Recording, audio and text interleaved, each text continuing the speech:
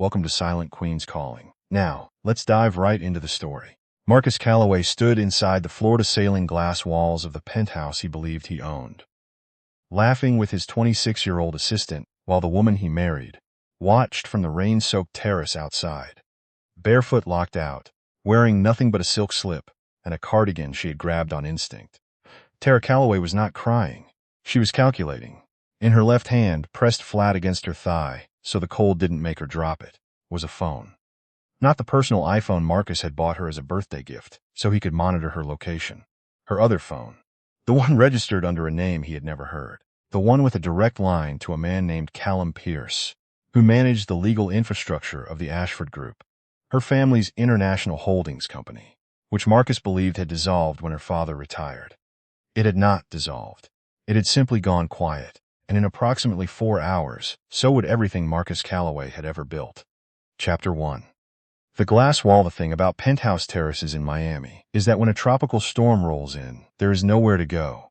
The wind comes off the bay in horizontal sheets. The rain is warm, which almost makes it worse, because warm rain soaks through silk faster than cold rain.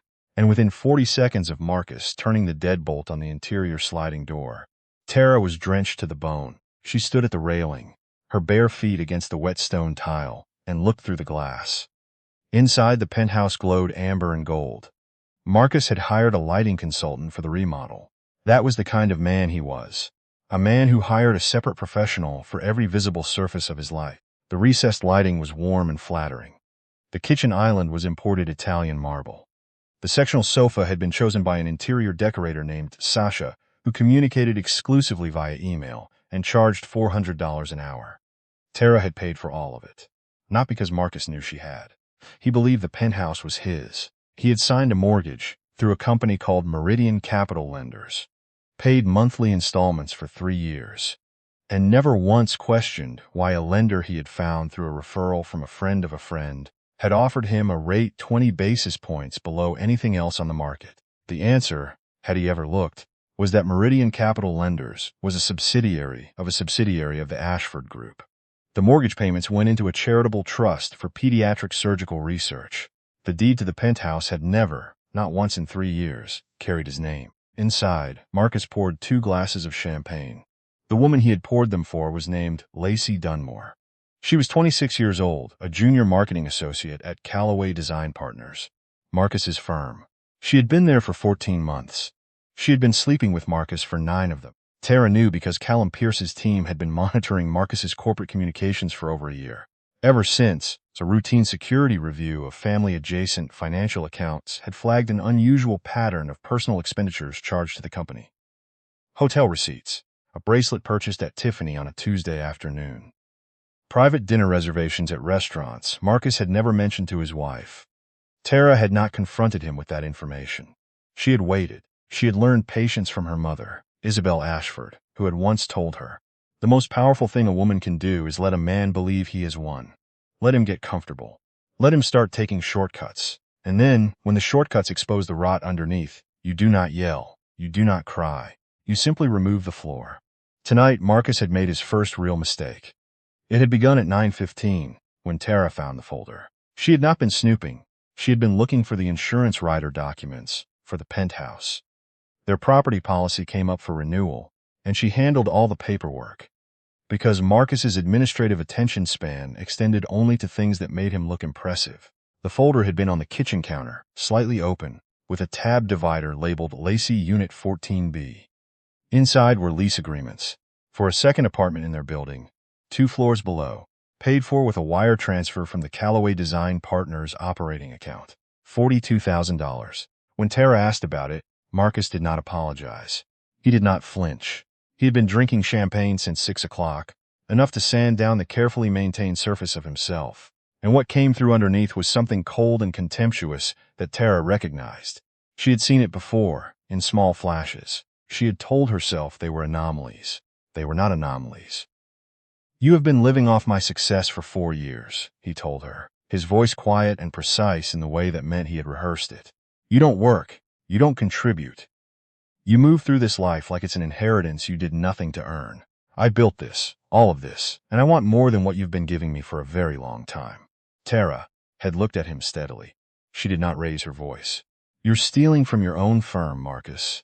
That's a wire transfer to a personal account disguised as." He had taken the folder out of her hands. Then he had walked her, two firm hands on her shoulders, out to the terrace. Not violently. Marcus was too controlled for violence, but with the absolute unbothered confidence of a man who had decided the conversation was over. The sliding door locked with a soft, decisive click. Through the glass, Tara watched him walk to the kitchen. She watched him open a second bottle of champagne. She watched Lacey Dunmore materialize from the hallway in a silk robe. Tara's robe, the slate blue one from the hotel in Positano, and wrap both arms around Marcus's waist from behind. Lacey looked at the terrace. She looked at Tara standing in the rain. She smiled. Tara did not respond. She simply turned, pressed her back against the railing, and looked up at the storm sky for a long moment. Then she reached into the pocket of the cardigan she'd grabbed on her way out of the kitchen. The phone was there. It was always there. She unlocked it with a retina scan. The screen glowed against the rain. She pressed the only contact saved under a first name. Callum. He answered before the second ring, Tara. His voice was the kind of calm that came from decades of managing crises for very wealthy people. Not rehearsed. Earned. "Your location shows the terrace. You're outside." He locked me out. She watched a lightning strike over the bay, silent and distant. "Lacey Dunmore is inside with him. She's wearing my robe." There was a pause. A quiet, loaded pause. "Are you hurt?" "No." Cold. She looked through the glass one more time. Marcus was laughing at something. "Callum, I need to initiate Cascade Protocol." The silence on the other end was different this time. Heavier. "Tara, once I begin, I know what I'm asking." Her voice was even, steady in a way that surprised even her. "He stole from his own company to fund an apartment for his girlfriend. He put his hands on me. He locked me out of my own home in the middle of a tropical storm." She paused. "He doesn't know who I am. I think it's time he found out." "Understood," Callum said quietly. "Cask Protocol initiated. I'll need 10 minutes to get our people in position. Take 15. I want to watch the lights go out first." Chapter 2. The architecture of everything he thought was his. To understand what Tara Ashford had agreed to, when she married Marcus Calloway 4 years ago, you had to understand what she had been running from when she met him. Her father, Desmond Ashford, built the Ashford Group over 30 years through a combination of brilliant instinct and absolute ruthlessness. He was not cruel for the sake of it, but he was exacting, and the weight of his expectations had shaped every person in the family's orbit. Tara was the eldest, the one who had gone to Wharton at 20, returned to work beside him at 23, and by 28 had managed the restructuring of 4 separate Ashford subsidiaries across 2 continents. She was exhausted. When she asked her father for a leave of absence, not to rest, but to disappear, to find out who she was when no one was calling her an Ashford, Desmond had said yes, but only under conditions. She could not disappear entirely. The family security infrastructure would remain in place, invisible and non-negotiable. A legal entity would hold any major assets she acquired. She would carry the second phone, and if she ever found herself in genuine danger, she would use it without hesitation.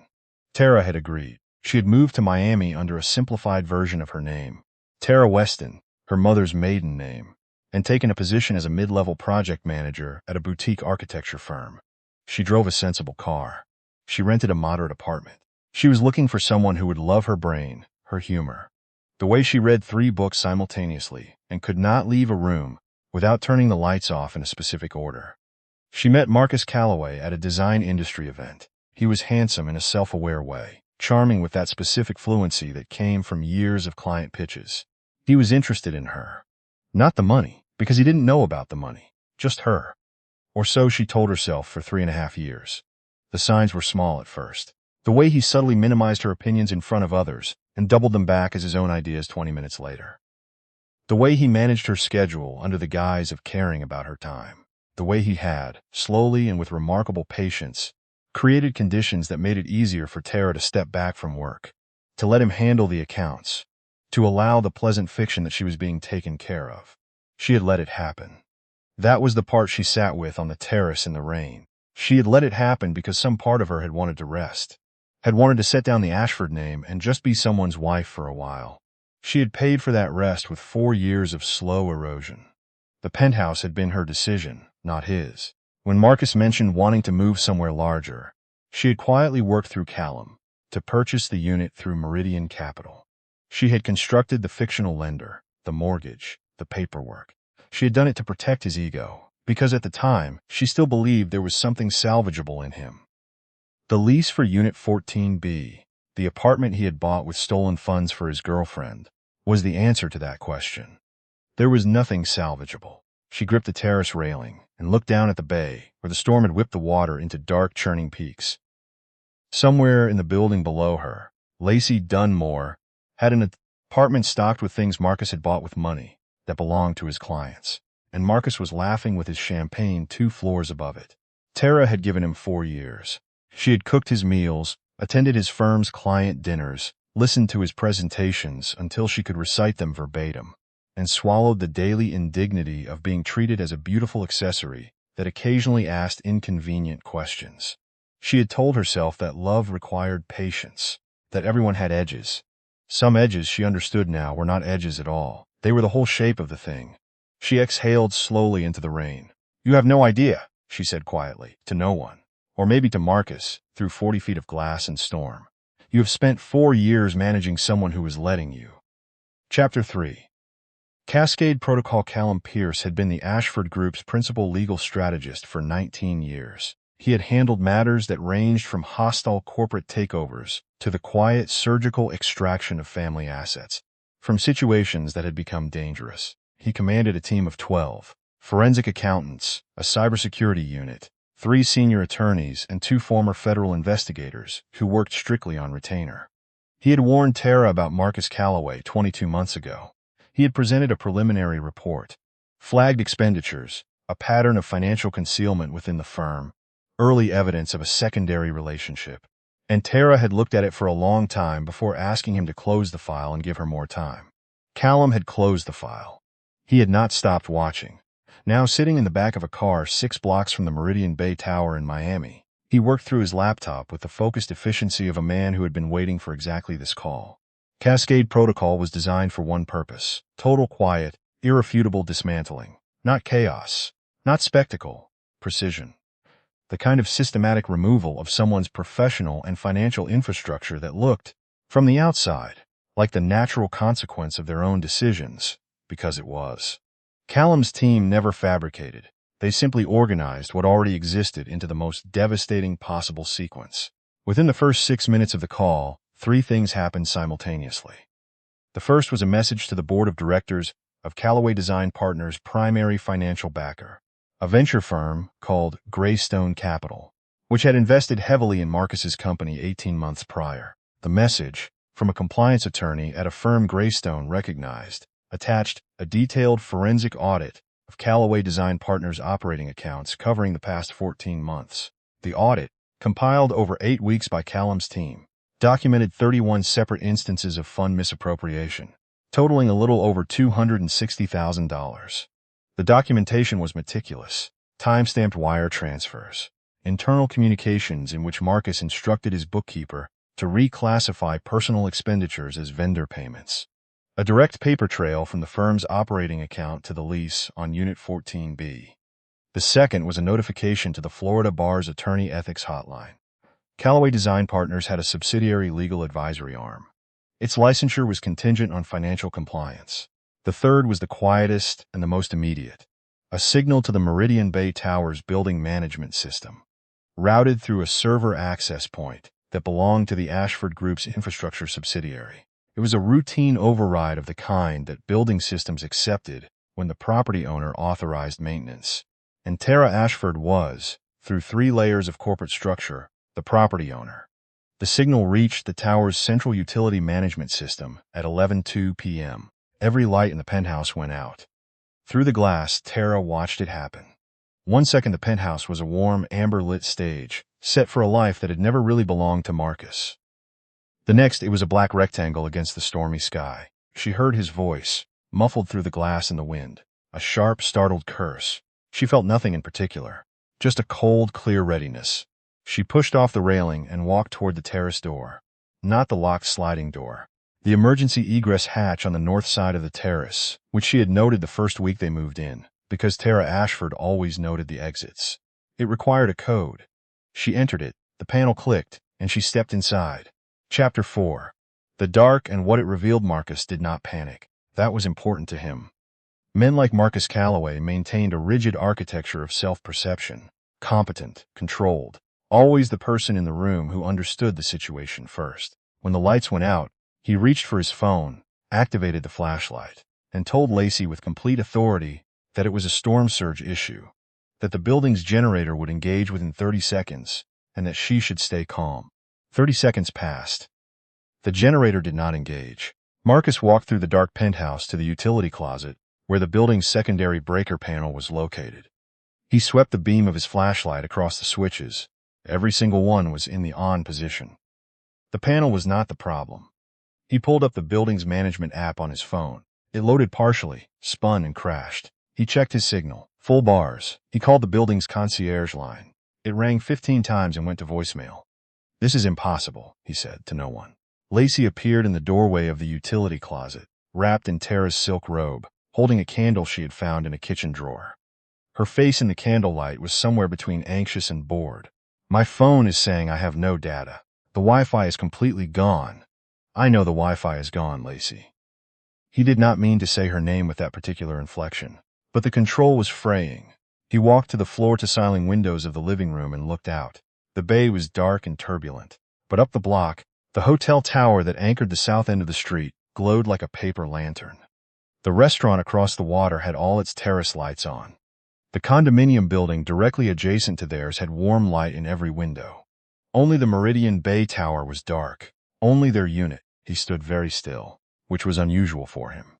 He was trying to locate the memory of a conversation he had, almost 2 years ago, in which someone, an attorney he thought, at a networking event, had mentioned something about Meridian Capital Lenders, something that had struck him as slightly odd. He had filed it away under unimportant, because at the time he had been closing on the penthouse, and the rate was exceptional, and some questions, in Marcus Calloway's experience, were better left unasked. He walked to the wet bar and opened the cabinet where he kept his laptop. The battery showed 62%. He opened it. He connected to his phone's hotspot. He navigated to his primary bank. The login screen loaded. He entered his credentials. The page returned an error. "Account access suspended pending review. Please contact your branch," he typed. Faster. His investment platform, his brokerage, his business line of credit. Suspended. Frozen. Access revoked pending compliance review. He sat back from the laptop and stared at the ceiling. Behind him, Lacey made a small, strangled sound. He turned. She was staring at her phone, which had briefly caught a data signal. "Marcus." Her voice was different now. The ease was gone. "I just got an email from Greystone Capital." He said nothing. "They've suspended Calloway Design Partners operating credit pending an audit." She looked up. "It says there's evidence of misappropriated funds." She scrolled. "It says my name is listed as a recipient of improperly transferred company assets. That's not." "Marcus." She was no longer performing calm. "The lease for Unit 14B is in this document." "My lease. The one you said was a corporate housing benefit." She set the phone down on the marble counter with a careful, deliberate click that was louder than it should have been. "You told me the firm had a housing allowance program." "It does, for employees who are also sleeping with the managing partner, Lacey." "Is this embezzlement?" Her voice cracked. "Not from grief, from fear. Because this email is using the word misappropriation, and it is seeing someone at the Florida bar calm down." He stood up. The word came out the way he always used it, as an instruction, not a request. Lacey Dunmore stared at him across the candlelit kitchen. She had spent 9 months believing she was the exception. The woman who saw through the marriage to the real Marcus. The one worth choosing. She looked at him now, in the dark. In the apartment that was apparently not legally his, with all the money apparently gone, and saw something she hadn't let herself see before. "You told me she didn't work," Lacey said slowly. "You said she was just someone you'd grown apart from. You said she was passive and unambitious, and that you'd basically been supporting her for years." Marcus said nothing. "What does she do, Marcus? Who is she?" Before he could answer, and he did not have an answer, not a real one, only the version he had constructed, a sound came from the direction of the North Terrace, quiet, deliberate, the sound of a door opening. Chapter 5. What the storm carried in Tara Ashford walked through the penthouse in the dark. She knew the layout better than Marcus did. She had made every decision about the space.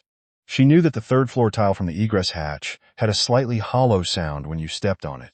She knew that the kitchen island had a sharp corner at hip height that required a half-step detour in darkness. She knew where the candles were. She had put them there. She walked into the kitchen. Marcus spun around. His phone flashlight swept across her and stopped. She was wet. Thoroughly, completely wet. Hair plastered to her face, cardigan soaked through, feet bare and leaving damp prints on the marble. But she was not trembling. She was not clutching herself against the cold. She stood in the middle of her kitchen, in the middle of her home, in the dark she had arranged, and looked at her husband with an expression that was the most frightening thing he had ever seen on a human face. Not anger, total composure. Tara. His voice was strange, careful, like a man who had picked up a rock and was beginning to suspect what lived under it. How did you get back in? I know the egress code, she said. I said it. He stared at her. The building doesn't give residents access to. The building's emergency systems are managed by Meridian Capital's infrastructure subsidiary, she said, walking slowly around the kitchen island. Not toward him. Just moving through the space that was hers. Meridian Capital is a subsidiary of Ashford Property Holdings. The silence lasted exactly 3 seconds. Ashford, Marcus repeated. My father is Desmond Ashford. She turned and looked at him directly. Ashford Group, International Holdings, Real Estate, Logistics, Private Infrastructure Management across 14 countries. You've probably seen the name in financial news. He keeps a low profile. Lacey made a sound from the corner that was not quite a word. Marcus did not move. You told me your family was in property management. Small scale. Your father was retired, Tara said. Retired from the day-to-day, not from the company. She tilted her head slightly. The mortgage you've been paying for 3 years, Marcus? The one from Meridian Capital. You've been paying it to a charitable pediatric surgical trust that my family established. You have never owned this apartment. You have never been on the deed. You have been a tenant with an extremely well-designed fictional lease. The flashlight in Marcus's hand lowered, very slowly, until the beam hit the floor. The firm's operating credit has been suspended, she continued, her voice the same throughout, level as still water.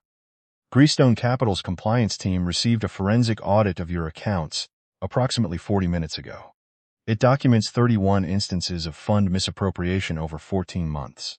Your personal accounts are frozen pending a federal financial crimes review. Your operating accounts are inaccessible. She paused. Your car is leased through a Callaway Design Partner subsidiary. That subsidiary's accounts are currently under compliance hold, which means the lease is in technical default. I believe there's a flatbed truck in the garage. Charlotte. He started, then caught himself. Wrong name. She had never been Charlotte. Tara. Tara, listen to me.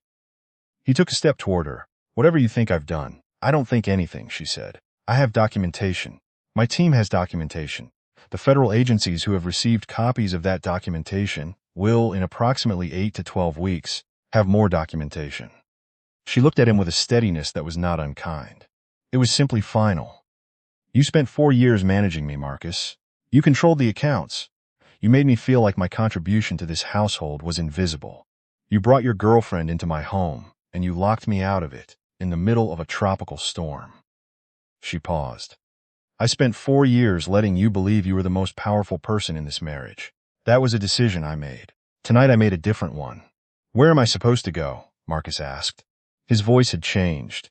The architectural confidence was gone, and what was underneath was smaller and more honest than anything she had heard from him in 4 years. You've taken everything. I haven't taken anything, she said. I've stopped covering for you. Those are different things. Heavy knocking at the front door, 3 measured strikes. Then a voice, amplified but controlled, from the corridor. Mr. Callaway, this is a representative of Meridian Capital Property Management, acting on behalf of the property owner. We have an emergency court order authorizing immediate transfer of property access. Please open the door or we will use our authorized master key. Marcus looked at the door. He looked at Tara. She crossed her arms, leaned against the kitchen counter, and waited.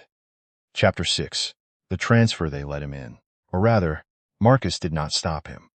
He stood in the amber glow of a battery-powered lantern that one of the 2 men in the corridor had brought, holding a waterproof envelope and wearing an expression of absolute professional neutrality. His name was Pierce, not Callum himself, but one of his senior legal team, a man who had done this before and understood that the goal was documentation, not drama.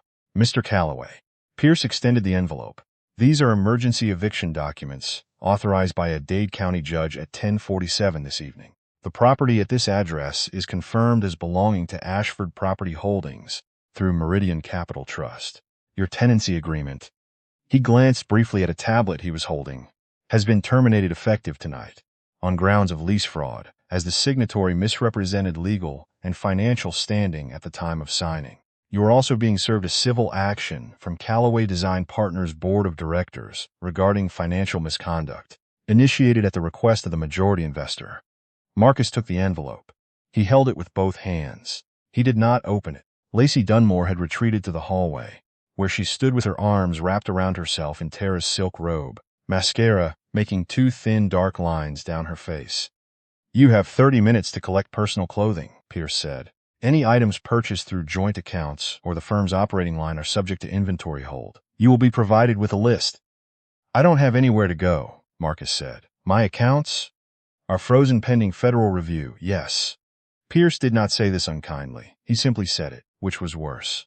"I'd suggest contacting a private attorney as your first priority. You'll want representation before the morning." Lacey stepped forward from the hallway. "I live downstairs," she said, her voice brittle. "Unit 14B. Can I go back to my apartment?" Pierce turned to look at her. "Miss Dunmore, the lease on Unit 14B was funded through improperly diverted corporate assets, which makes it subject to the same compliance hold. You'll need to vacate that unit as well, pending the outcome of the financial review. You can collect your personal belongings tonight with an inventory representative present." Lacey turned to look at Marcus. She had been standing close to him, instinctively, the way people stand close to whoever they believe has the power. Now she took a step back. "You told me the housing allowance was real," she said. "Lacey, you told me she was barely functional. You said she relied on you for everything." Her voice was shaking, but it was not grief shaking it. It was something closer to fury, and something closer still to the belated recognition of her own gullibility. "I moved here for this. I gave up a position in New York for—" "This is not the time," Marcus said. "I'm going to federal prison because of a housing allowance that you made up." The silk robe was soaked now, from her own wet hair and the rain that had come through the open corridor. She pulled it off in one sharp motion and held it out toward the room, toward Tara, a gesture that was part apology and part rage directed at the wrong person. Tara walked to where the robe had been dropped on the floor. She picked it up. She folded it with the same care she brought to everything, 3 folds, precise, unhurried, and set it on the kitchen counter. She looked at Lacey Dunmore for a moment, a young woman who had made a series of bad choices with imperfect information. Tara did not hate her. She did not feel nothing either. She felt the particular fatigue of recognizing that Marcus had done to Lacey what he had spent 4 years attempting to do to her. Told her only what served the story he needed her to believe. "You should get your things," Tara said, not unkindly. "And you should get your own attorney, not one he recommends." Lacey stared at her. Then she nodded, once quickly, and walked to the elevator. Marcus watched her go. He stood in the kitchen with the eviction documents in his hands and looked at Tara with an expression she had no name for. Not remorse exactly, not hatred, something more like the look of a man confronting a wall where he had been certain there was a door. "You knew," he said, "the whole time." "Not the whole time," she said honestly. "But long enough. Why didn't you confront me when Callum's team flagged it, whenever that was?" "Because I wanted to be sure," she said. "And because I wanted you to be sure. I wanted you to commit, Marcus. I wanted you to make every decision with full certainty that you were the architect of your own situation. That way, there's no version of tonight where you call it a misunderstanding." He looked down at the envelope in his hands. "You have 26 minutes, Pierce said from the doorway.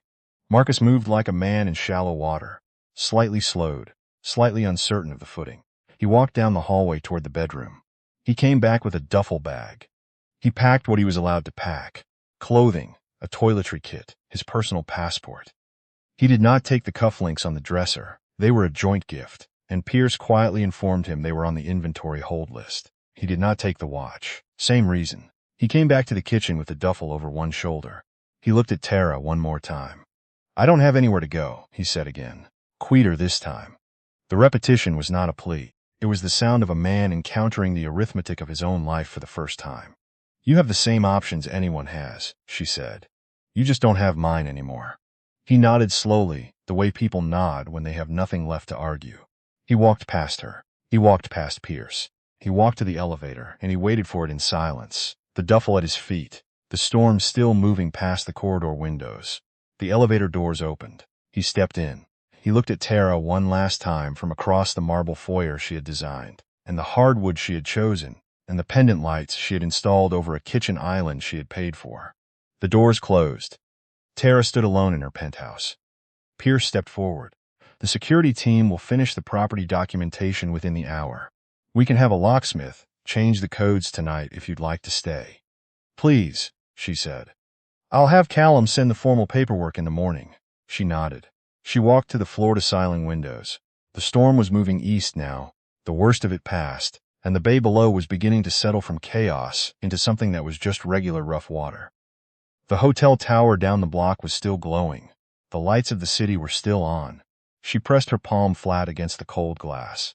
She thought about Isabel Ashford, her mother, who had told her once that the right kind of quiet was not weakness.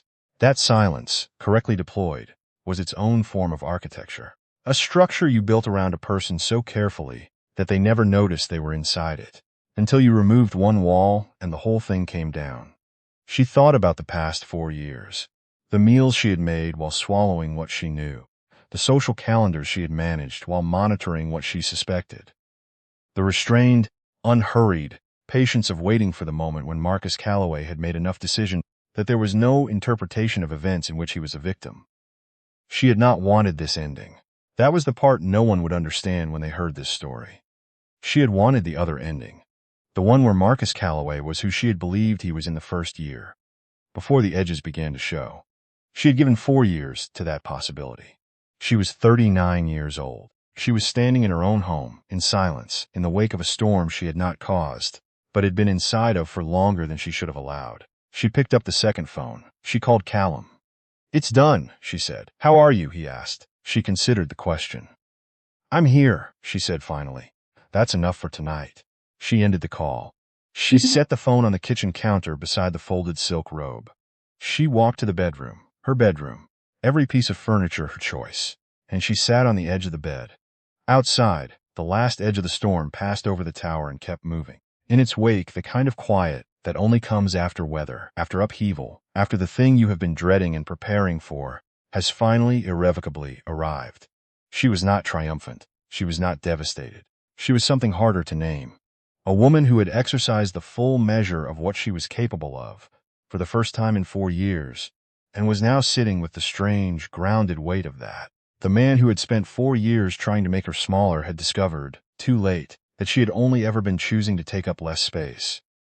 Power, real power, does not announce itself with raised voices or dramatic gestures. It simply waits, with perfect patience, until the person who underestimated it has run out of room to run, and then it stops waiting. If this story found you at the right moment, if some part of you recognized the quiet woman in this story, the one who was watching and waiting and building what no one could see, then you already understand what this channel is about. Hit subscribe. Turn on notifications, because the stories worth hearing are the ones about the women who understood that being underestimated was never a weakness. It was always the plan. I'll see you in the next one.